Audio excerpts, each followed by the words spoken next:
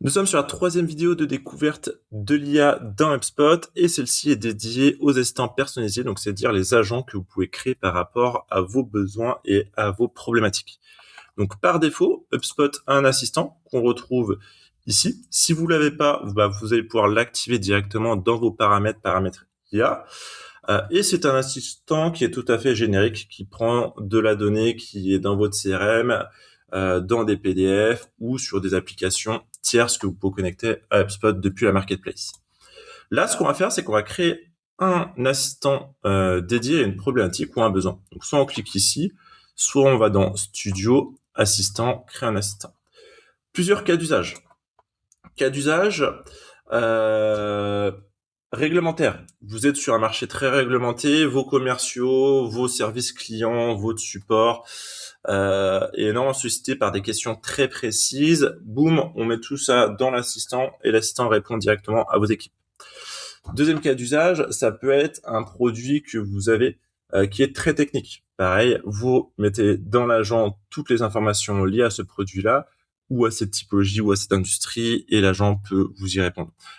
Après, ça peut être aussi des agents pour des problématiques internes. Si vous êtes dans une entreprise avec, par exemple, des règles commerciales très précises ou avec des règles, je dis n'importe quoi, par exemple, de, de commission, on peut très bien, du coup, créer des agents spécifiques qui peuvent répondre à ces questions-là. 3 sources pour l'agent. Source interne, donc tout ce qui se trouve dans HubSpot. Source externe, donc qui peut faire des recherches sur le web. Et la troisième source est qu'on peut le nourrir de PDF. Donc, pour ce cas d'usage, on va faire très simple. C'est que je suis allé sur le site de LVMH, que je connais très bien, et qui aussi a de l'information open source, donc on peut trouver facilement. Donc notamment les codes de conduite, les codes fournisseurs et partenaires, et les chartes environnementales et tout ce qui est lié aux animaux et aux conditions de travail. Donc, pour ça, on va créer un assistant qu'on va tout simplement appeler assistant ESG.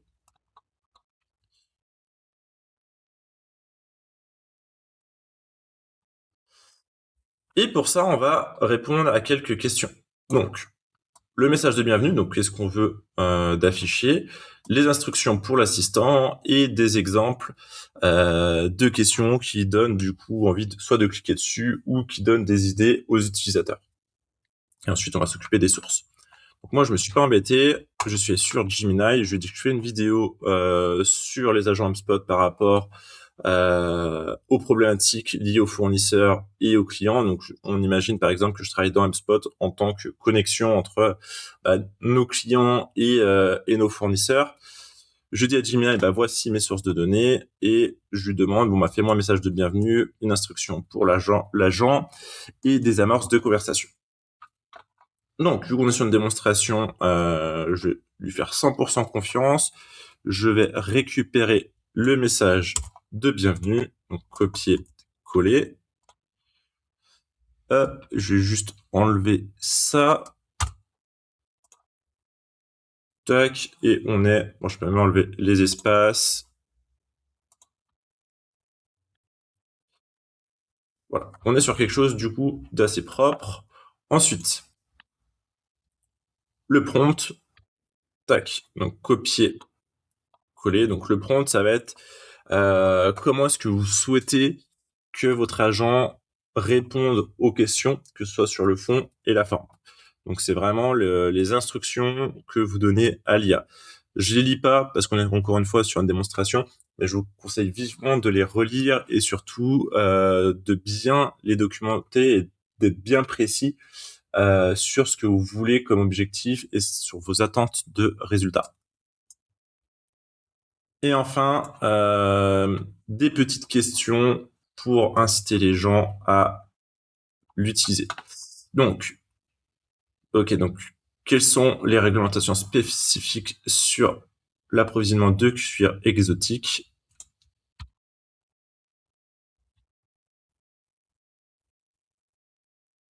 Un fournisseur m'invite à un événement sportif majeur. Est-ce que je peux accepter? Donc ça, c'est les fameux pots de vin. Nos objectifs, non. Rédige un email formel à un fournisseur de textile lui demandant de signer le code de conduite fournisseur. Effectivement, ça m'intéresse. Vu qu'on peut mettre que 3 exemples, j'ai pris les plus intéressants. Enfin, ce qui m'intéresse ici, ça va être d'avoir les sources de données. Donc, l'agent peut naviguer sur le web, utiliser les informations HubSpot. Ici, qu'est-ce qu'il a accès? Donc, profil de vente, profil des acheteurs, profil des clients idéal, kit de marque, produits et services. Tout ça, c'est par défaut. Et tout ça, vous allez le configurer en amont dans HubSpot. Donc, ici, dans contenu et dans marque. En fait, ici, vous allez renseigner dans HubSpot toutes les informations qui concernent votre marque et votre identité, tout simplement, sur lequel l'IA va pouvoir s'appuyer pour répondre et surtout vous proposer des choses pertinentes. Donc, l'aperçu, l'optimisation des différents canaux et des sources complémentaires que vous pouvez ajouter. On retourne ici et nous, on va ajouter des connaissances, notamment les fameux PDF qu'on a téléchargés ici sur le site de LVMH. Donc, pour information, les PDF, du coup, ressemblent à ça. Donc, le code de conduite, hop, avec toutes les informations sur qu'est-ce qu'on peut faire, qu'est-ce qu'on peut pas faire. Et côté animaux, par exemple, on va prendre celui-là. Et c'est exactement pareil. Donc ça évite en fait, ça permet de centraliser toutes ces informations-là dans l'assistant et ça évite à vos utilisateurs de devoir lire 16 pages, 36 pages et trouver la bonne information. Et surtout perdre du temps. Donc on va commencer sur le code de conduite. On va mettre ici.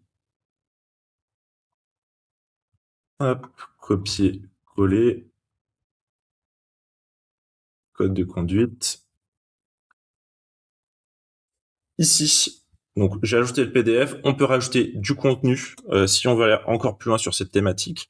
Donc de la base de connaissances, du blog, des pages de destination, du site web, des appels. Donc tout ça, ces informations qu'on va retrouver donc soit dans HubSpot Service, notamment les bases de connaissances, soit dans HubSpot Content Hub, article de blog, page de destination, site web, ou tout simplement dans votre CRM via les appels. Et ici, on va aussi pouvoir segmenter par rapport à des informations dans le CRM, donc que ce soit des listes clients, des compagnies, des transactions. Et en fait, l'idée, ça va être de donner des informations. Donc, ça veut dire que si dans HubSpot, vous avez des typologies de transactions qui peuvent aider l'assistant à répondre, notamment sur des questions commerciales, par exemple, vous avez des deals exemples ou des deals parfaits ou des deals écoles, on peut très bien les utiliser comme référence dans cet assistant-là. Donc, nous, on va faire le minimum, c'est qu'on va tout simplement mettre nos 3 PDF en tant que source.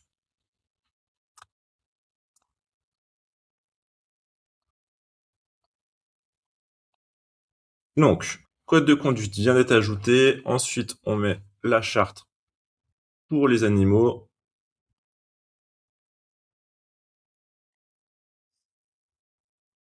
Et le dernier, code de conduite, le code de conduite des fournisseurs.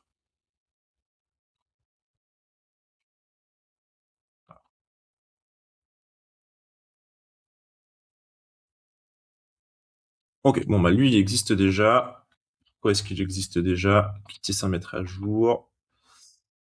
Exactement, il existe déjà parce que c'est la deuxième fois que je refais cette vidéo. Donc je récupère les informations que j'ai fait il y a 15 minutes. Donc je vais tout simplement les reprendre. Donc code de conduite, on l'a déjà mis. On ajoute celui-là. Et l'autre, c'était code de conduite fournisseur. Donc, les détails, c'est exactement comme je viens de vous montrer. C'est un nom, une description, un fichier PDF. Donc là, c'est bon, notre agent est configuré. Je peux le tester ici, mais moi, je vais le tester en live. Donc pour ça, je vais le publier. quitter. Je retrouve mon agent ici. Je peux en créer d'autres. Et ici, en tant qu'utilisateur HubSpot, je vais pouvoir le retrouver là. Je retrouve mes questions. Donc, par exemple, si j'ai des questions réglementaires sur l'approvisionnement en cuir exotique, donc là, ça analyse la différente documentation et du coup, l'assistant me donne une réponse précise par rapport à la question. Donc, plus la question est précise, plus la réponse sera précise, bien sûr. Donc là, on a quelque chose de plutôt générique, si j'ai envie de dire, qu'on va pouvoir retrouver comme ça, avec la source 1 qu'on retrouve ici, qu'on peut consulter pour plus de détails. Je vais poser une question un peu tricky. J'ai un fournisseur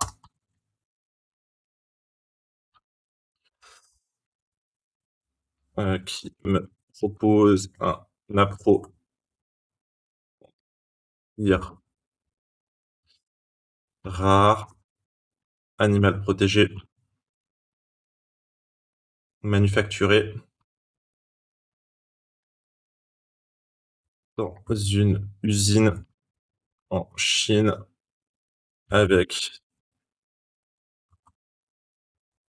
30% de travailleurs de moins de 15 ans.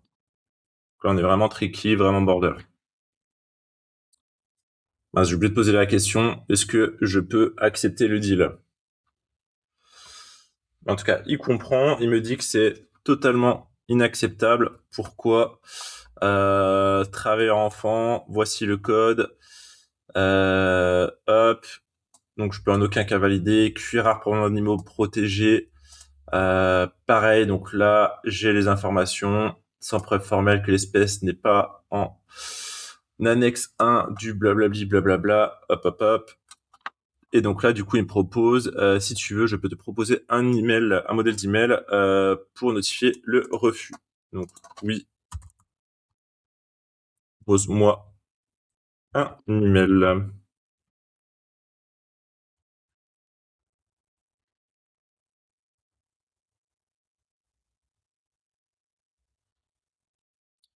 Et donc là, du coup, il n'y a plus qu'à copier-coller le mail, à la limite mettre en PDF les sources et envoyer le mail.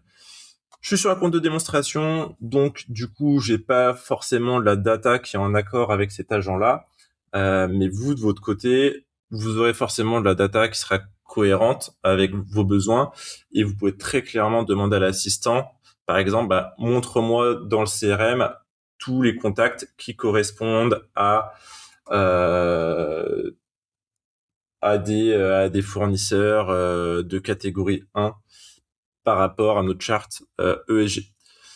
Ou si on reste toujours encore dans le cadre de Louis Vuitton, montre-moi dans le CRM toutes les informations que tu peux trouver qui potentiellement sont en écart avec notre charte ESG. Et donc là, du coup, l'assistant va nous lister toutes les conversations ou toutes les problématiques qu'il pourrait trouver. Donc encore une fois, un assistant qui est très utile, qui vous fait gagner beaucoup de temps à vos équipes, qui est gratuit pour le moment. Quand il sera plus gratuit, vous aurez toujours des tokens ALC qui sont inclus dans votre version. Et surtout que vous pouvez personnaliser par rapport à vos besoins. Donc vous pouvez ajouter plusieurs agents qui correspondent à vos besoins et à vos problématiques, que ce soit techniques, réglementaires, ou même de process internes, que ce soit sur process utilisation HubSpot ou des process de vente ou de réponse à des clients.